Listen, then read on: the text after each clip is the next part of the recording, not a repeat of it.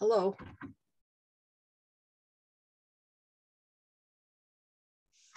Good evening.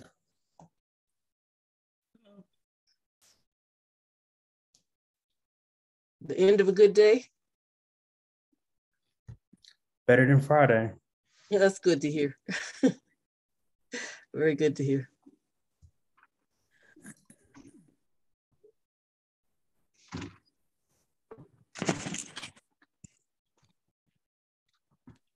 Heal this camera.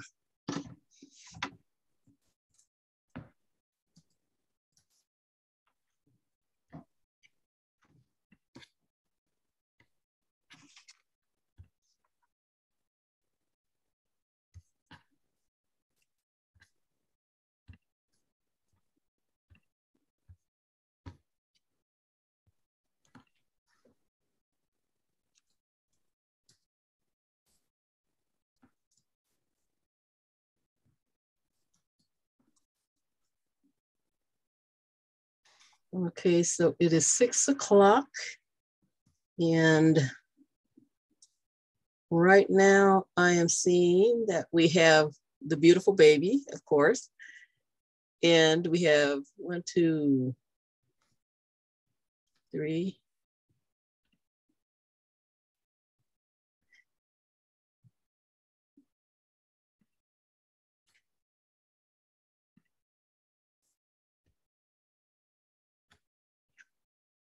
So we're needing one more commissioner, it looks like.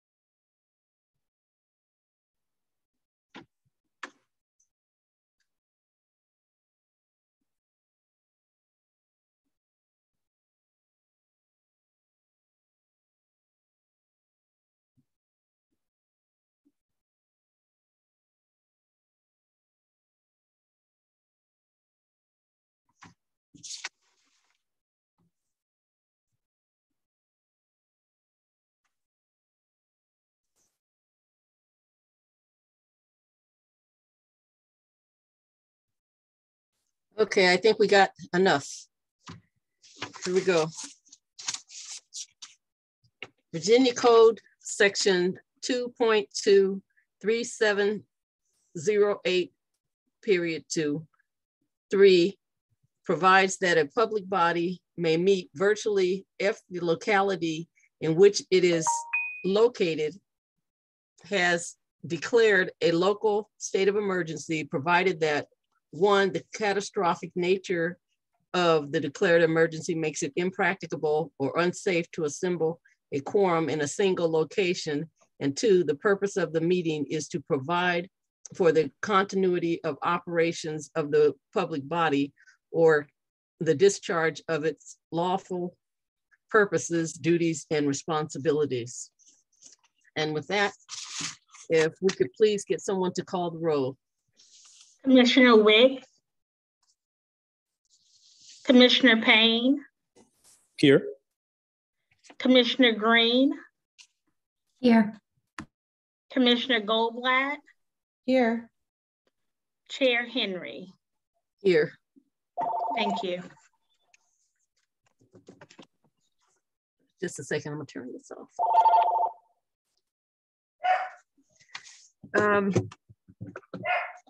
If we could now please have a moment of silence.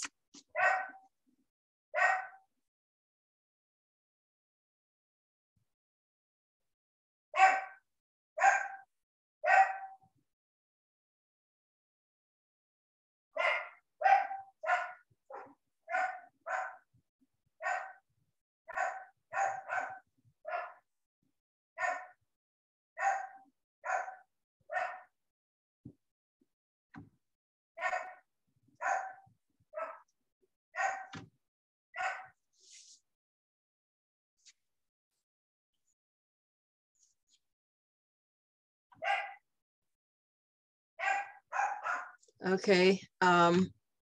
In terms of announcements, CHA next board work session will be Tuesday, April 14th at 5 p.m. And our next regular board meeting is April 25th at 6 p.m. Safety meeting presently is scheduled. The next meeting is April 12th, April 26th, and May 10th. But I believe that Commissioner Goldblatt may be changing those times. So she'll be providing us with an updated time on those. And time, you know, in terms of what's more convenient with her and her schedule. Are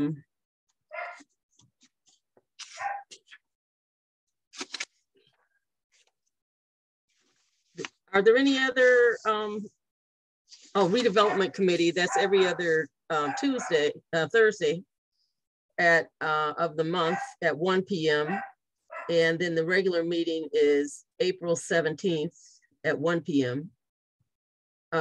Resident Services Committee is every Tuesday of the month from 1 p.m. to, and the next meeting is April 12th. That's all that I have for meetings at this time. I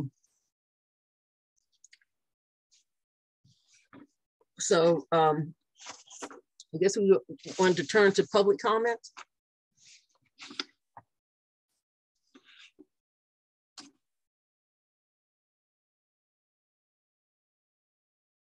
Shelby Edwards has raised her hand.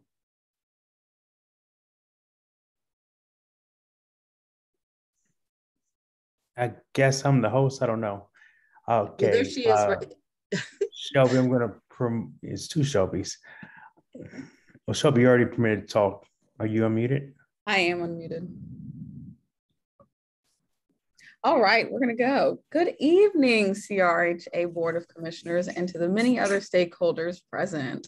My name is Shelby Marie Edwards. I use she, her, and hers, and I'm the Executive Director of the Charlottesville Public Housing Association of Residents, also known as FAR. We are the duly recognized and federally mandated Resident Council and Resident Advisory Board.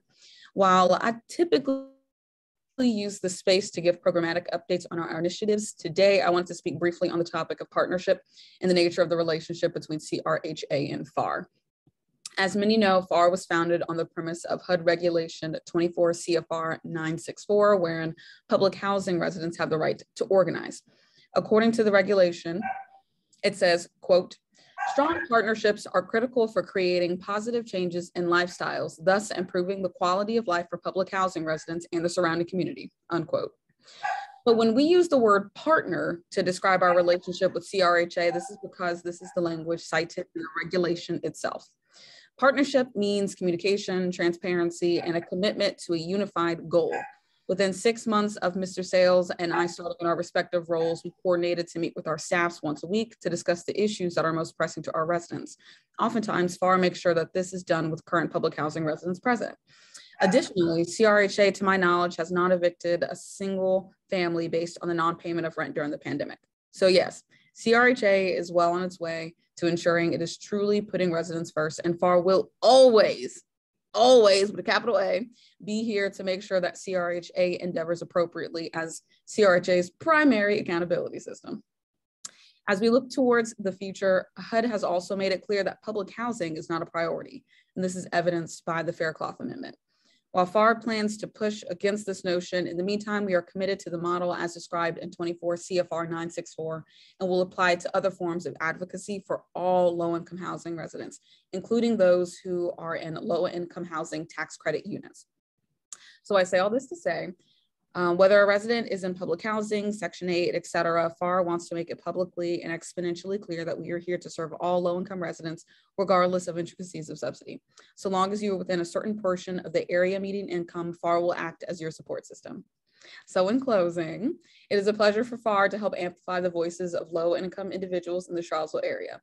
I appreciate the audience of the CRHA Board of Commissioners. I'm happy to take questions or comments if there is any, perhaps offline. Otherwise, my hope is that you will all have a wonderful evening. Thank you so much. Thank you. Ms. Edwards, that was wonderful. Oh, I'm just trying to keep up with you, Dr. Henry. Okay, are there any updates from commissioners concerning committees?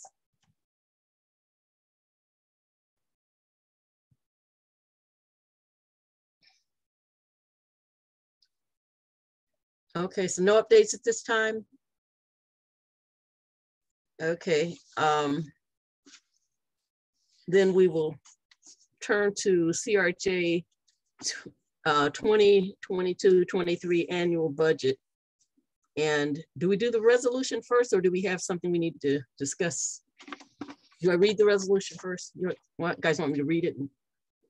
You actually don't have to read the resolution because it was Okay. posted and available to everyone. We don't have a presentation. There were no changes to the budget. We didn't make any changes based upon our work session, the public hearing we had at the last meeting. So we don't have a presentation tonight, but if you have any questions, we can answer those. And I think Joy is the other Shelby. Do you want to give her opportunity to talk? We probably do. Oh, I'm sorry. I don't know what. Go ahead, Joy. Good evening. I was wondering, is something wrong with my clicker? Well, you guys are just playing tricks on me then, because I saw one Shelby and he saw two. I'm using my my laptop, that my tablet that FAR allows me to use. But anyway, good to see you, Laura. Good to see your face again, and everybody else. So my name is Joy Johnson. I am they're joining me.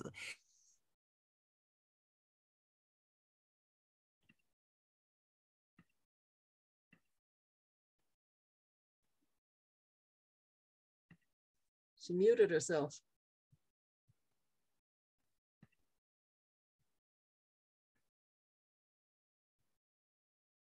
Joy, you're on mute. All right, I'm back. Something was happening. After I said what I said to Laura, it just started spinning. But anyway, the name is Joy Johnson, and I'm a public housing resident, and I also work for CRHA as a Section 3 coordinator and resident services coordinator. I saw Mr. Sales almost all day today, and I totally forgot to say happy birthday to you. Happy birthday to you. Happy birthday, dear John. Happy birthday to you.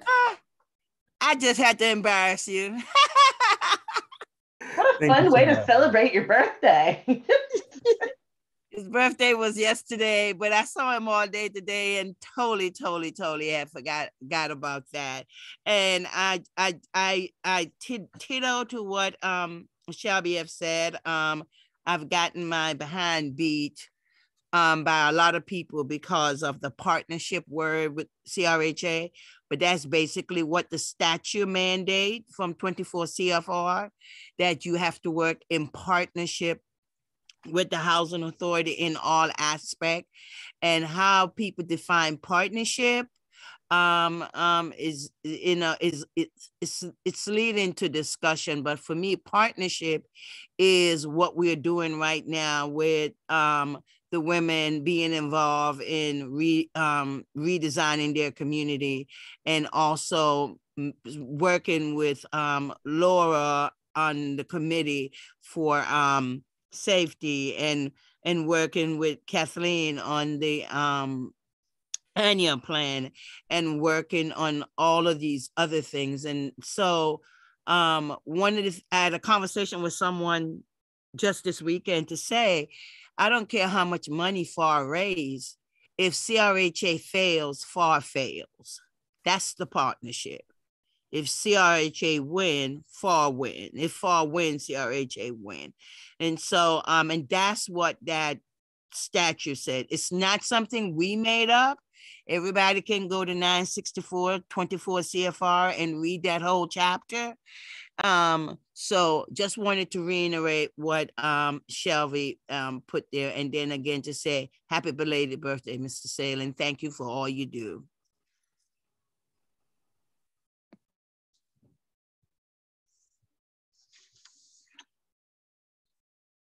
Well, thank you, Joy. Now, returning to resolution 1438. Do any of the commissioners have anything that they want to say about that wasn't discussed last week?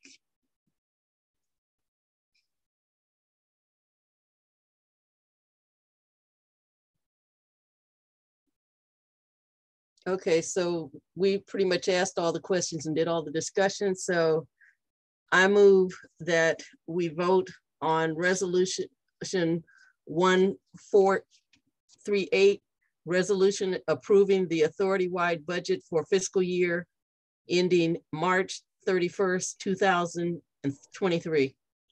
I second. Will someone call for? Commissioner Green, Yes, I approve. Commissioner Payne, Yes. Commissioner Wicks, Yes. Commissioner Goldblatt, Yes. Chair Henry. Yes, It passed unanimously. thank you. You're welcome.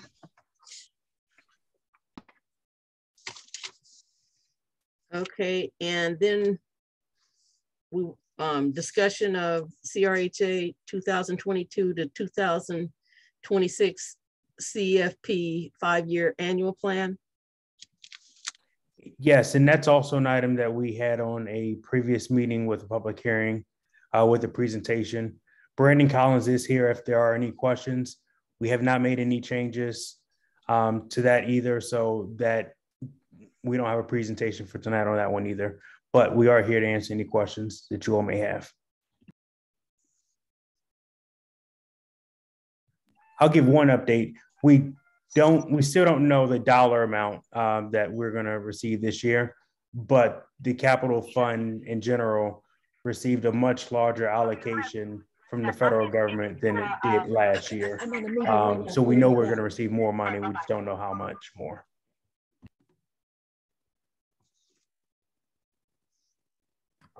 Mr. Sales, have you guys been able to replace Bono after his retirement? Brano? No, we still have not replaced Brano. We do have a maintenance supervisor, interim maintenance supervisor in place. I talked to a firm today to get quotes for assisting us with hiring a replacement for Brano. So we are looking at additional ways to advertise the position and find a good candidate, but we have not filled that position yet. Does the same go for property manager? No, we do have a property manager that is going to be starting, give me a second, the 11th. And then we have the director of housing that's going to start on April the 4th. So I'm currently the director of housing and director of maintenance. It's a lot of hats. Yeah, we'll get some capacity soon. Okay. Any other questions with regard to the 5-year plan?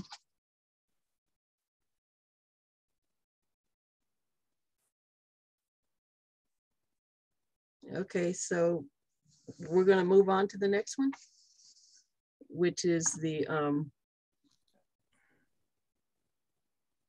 I do need a motion to. Okay, did we have an it's not a resolution. Okay, but I didn't see need a you all to vote on approving the plan so I can execute the HUD form when we do actually get the allocation. Okay. So I attached the HUD form as a document for you all to see as well. Okay. So Motion. what type of a motion do you need? A motion to approve the CRHA 2022 to 2026 Capital Fund 5-year plan. Second. Commissioner Goldblatt, Yes. Commissioner Green, Yes. Commissioner Payne, Yes. Chair Henry, Yes. Commissioner Wicks. Yes.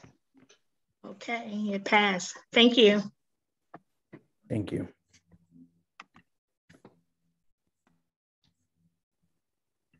Okay, we need finance director update.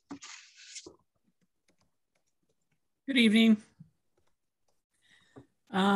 The statements, I sent them out today. Apologize for them being late, but they were before the meeting. So the way my schedule's been going, that's early. So I apologize for that too.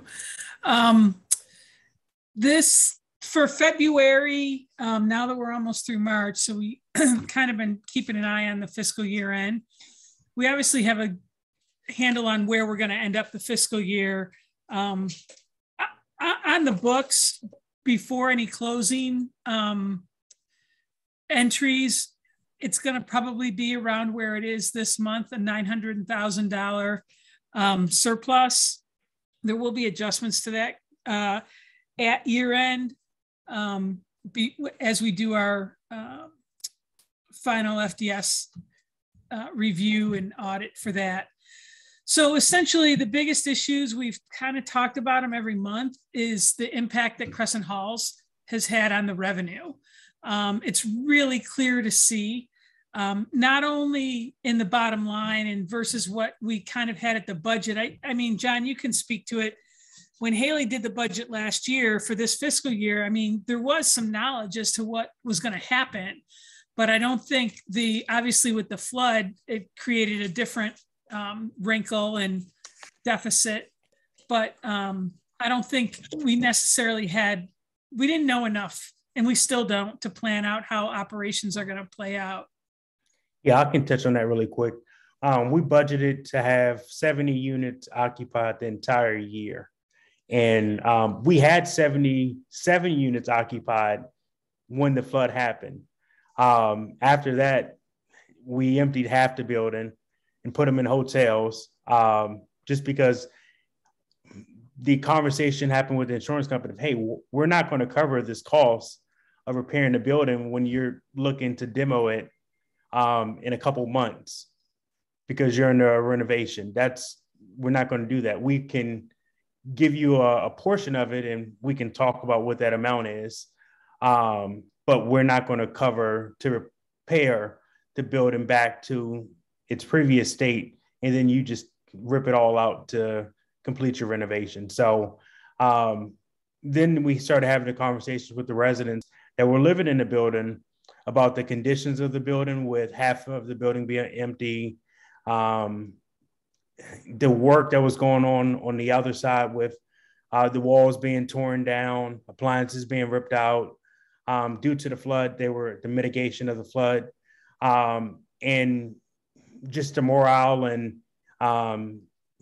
how depressing it was living in the building with only 4 floors occupied and only half of those units occupied, and just everything that was going on. So we decided to do what the residents wanted us to do, which was to get them out the building, get all the work done, and then reoccupy the building once it's completed.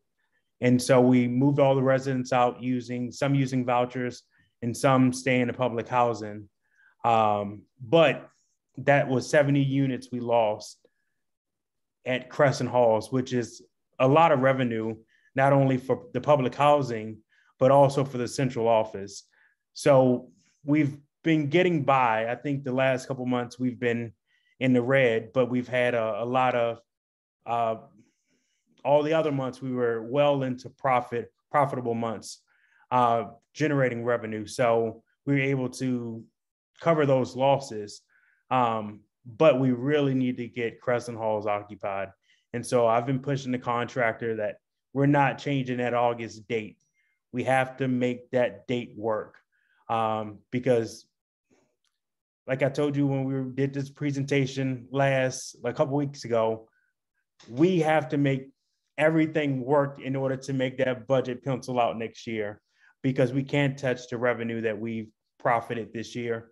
It has to sit in a reserve account, so we can hit our HUD financial goals to get out of trouble status. So we have to do what we say we were going to do, which was occupy that building in August.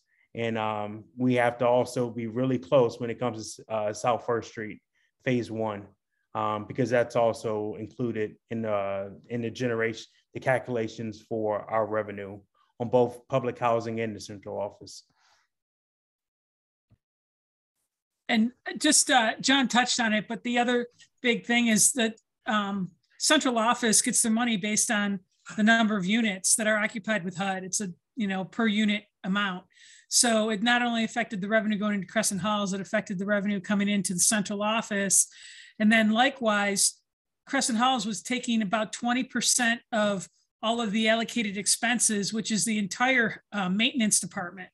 It was, I think it's 18, almost 19% total.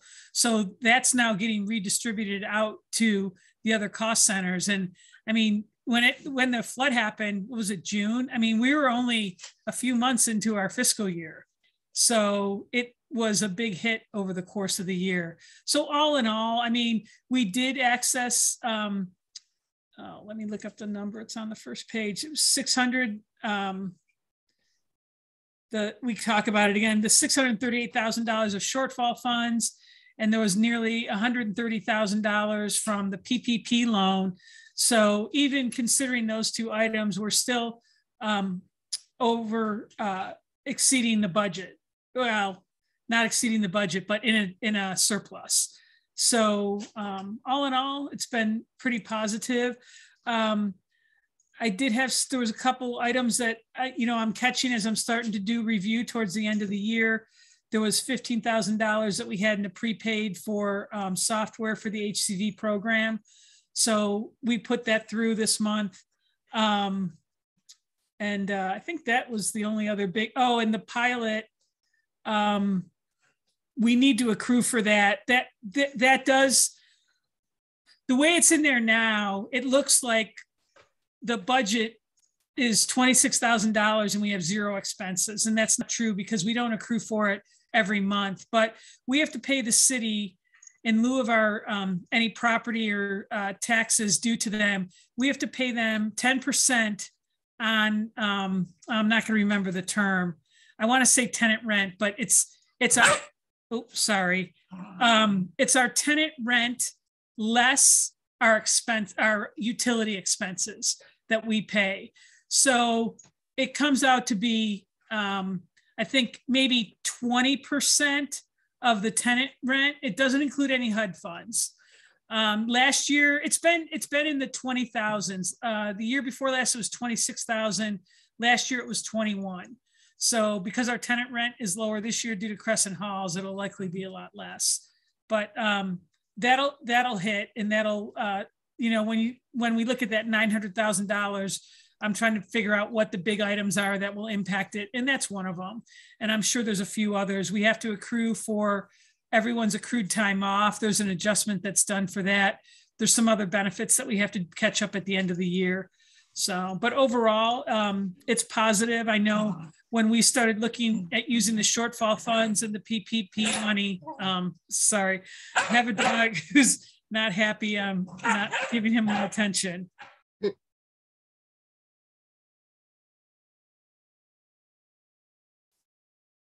Laura has her hand up. Yeah, this is actually just a comment. Since we're on the record, it's just if CRHA, a cash-strapped organization, has to, like the $9 billion institution that pays no taxes on any of their property, we can find a way to do it. They can too. So that's all. I'm sorry, Laura, my internet cut out. Was that did you comment on the fact that we are still paying taxes? Yeah, yes, and that UVA does not. Yeah, I'll be honest, I was surprised too. And I can dig it out, but the new finance person at the city, I'm going to forget his name, Alex, I think, he sent me the paperwork on, because I didn't know what it was calculated on. And it dates back many, many years. It was a very old document. I believe pre-2000 for sure. So, but I don't disagree. You think there might be some way we can get them to pay back all that money?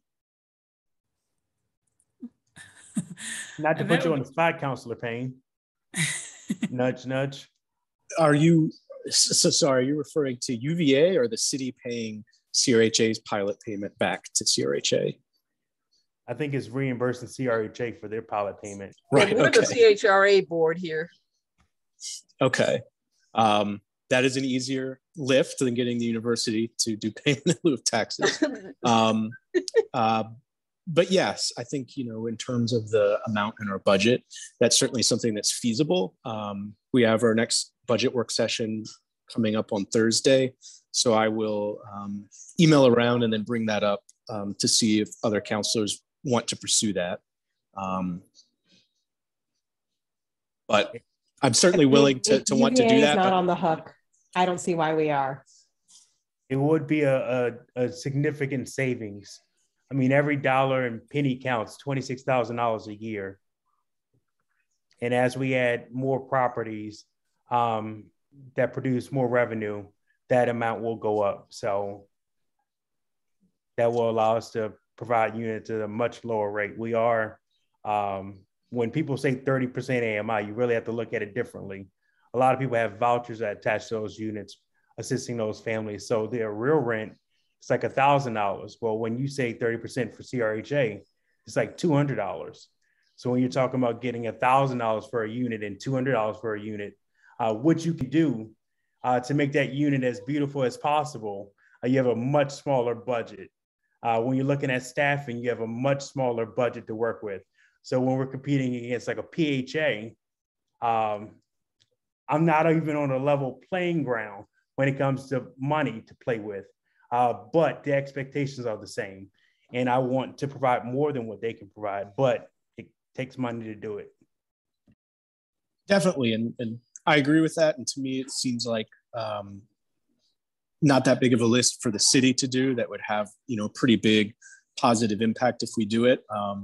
As I said, I'll email the other counselors, bring it up at our next work session, and hopefully, 30 or more counselors agree with that.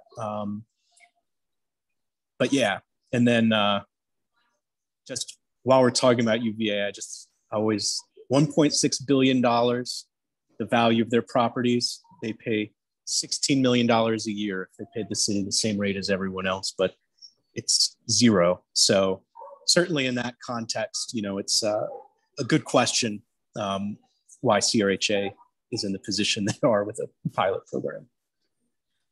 They also employ many of our residents at very low wages and keep them under full-time so they don't have to provide benefits. So there's a lot of things UVA could be doing better. I certainly raised a lot in the study I did.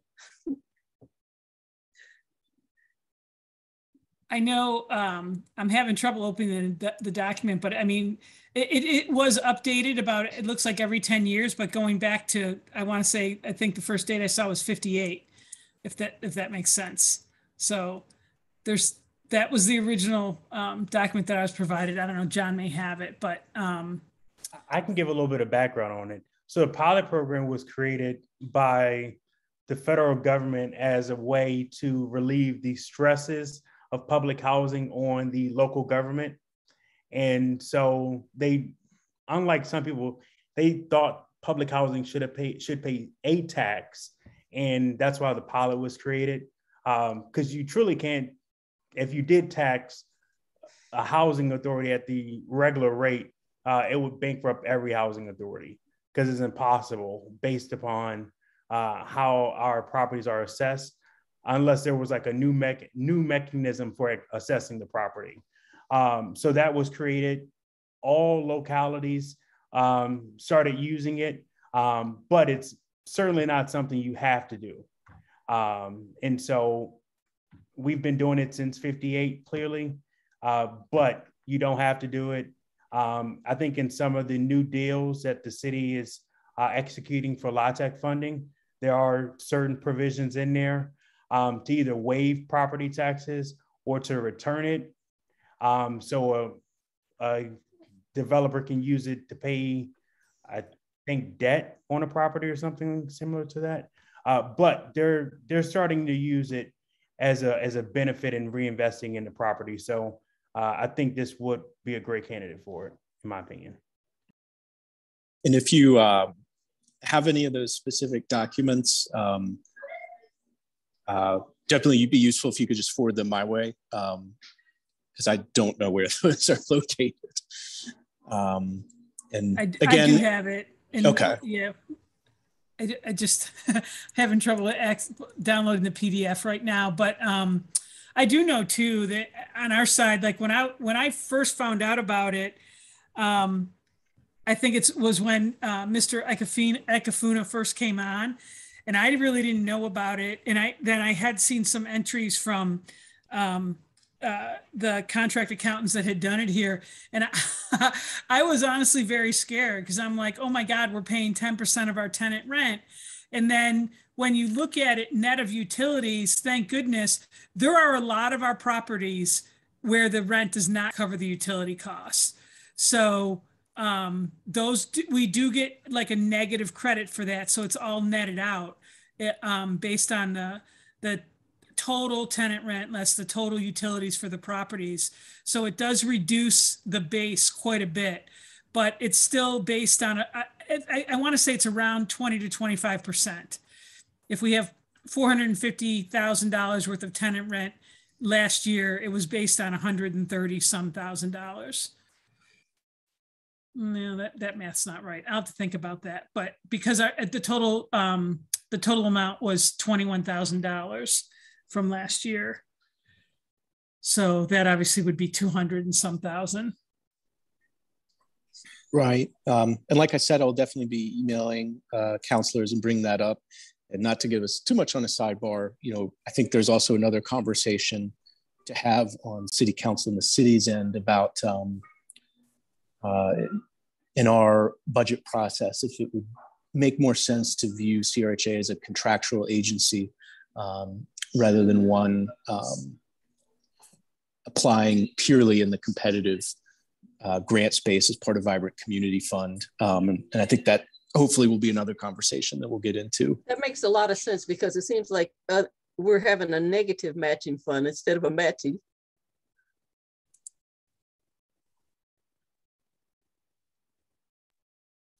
Councilor Payne, I'm definitely in support of that.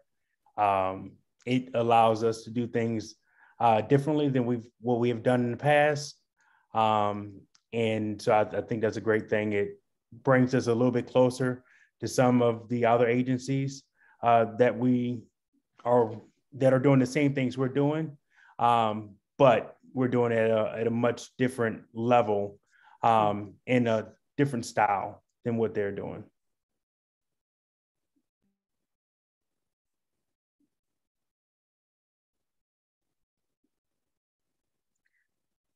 Do you see any significant overruns with Crescent Hall continuing into the future? No, I think once Crescent Halls gets leased up, once it's completed, it's going to probably be the best, I want to say probably the highest revenue generating property we have because the funding structure has changed from the purely public housing funding structure. And so we're going to have a split between voucher units.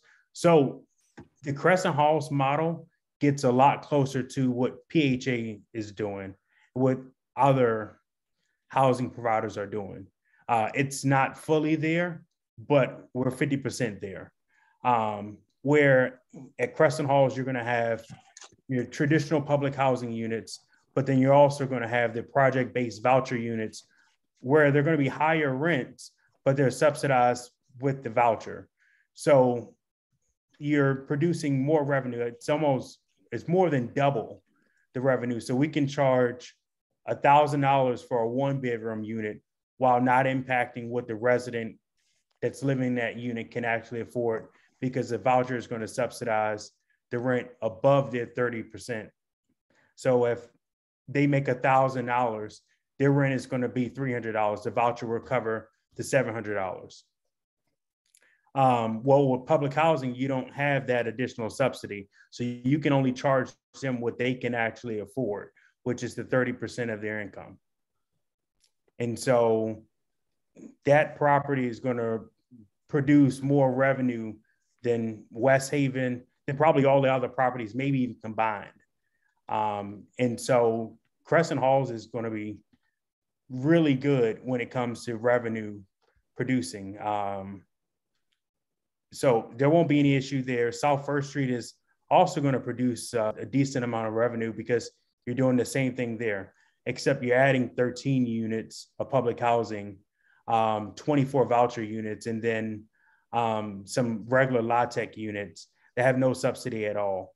But families, individuals that have vouchers are eligible for those units, and they are way below market rate. And actually, they're below the voucher rate, but a little bit above the public housing rate. So there's a lot of room there. If there's a voucher on those units, it will increase the revenue.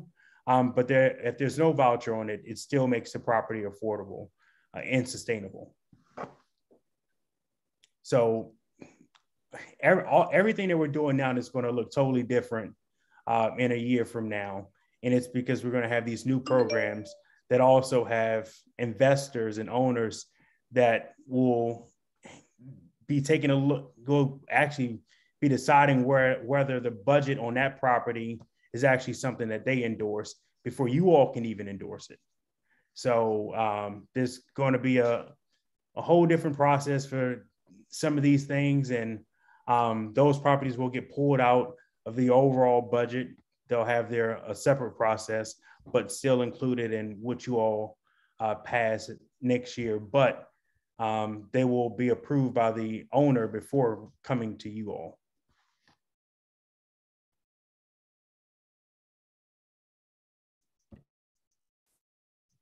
I think that's pretty much all I had. Okay.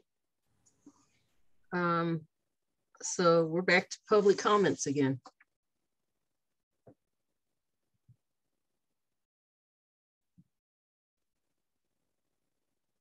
Anyone, public comments?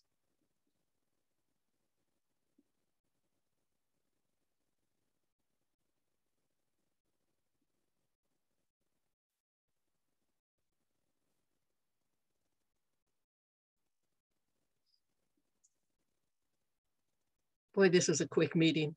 If this is, we're over to adjournment already. Mary Lou, you got something to say? No, I'm pretty much done, I think. Okay. The only other comment I had in the notes, it did have to do, like, when you look at some of the, where we were beating the budget, there were items that fell into benefits and wages, and it's because there's been lags in hiring and vacant positions. So it's not really something that we wanted to see, but it does, that did fall to the bottom line too.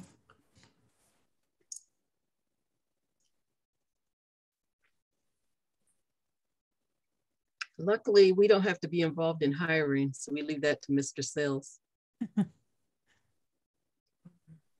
So yeah, that's actually a very difficult task.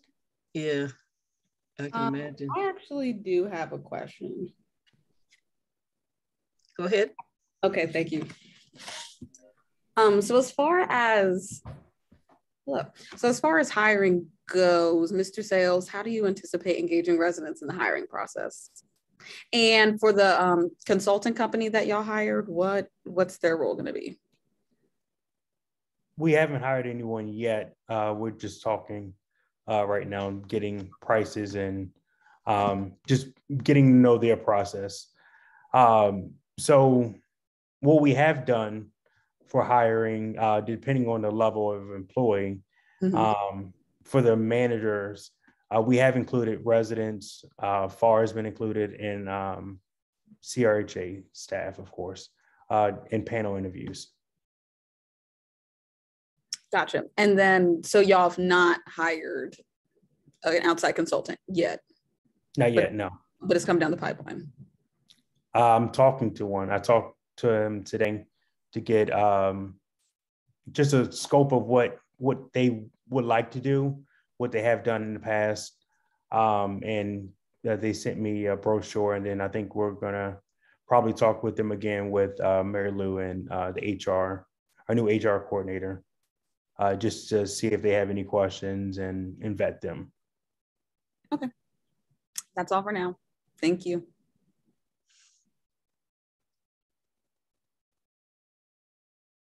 I move that we adjourn. I can second that. Commissioner Wicks, Yes. Commissioner Payne, Yes. Commissioner Green, Yes. Chair Henry, Yes. Short Commissioner and sweet. Goldblatt. Okay, thank you. Short and sweet. Good night, everyone. Good night. All right. Thanks for your Bye. work on that budget. You're welcome.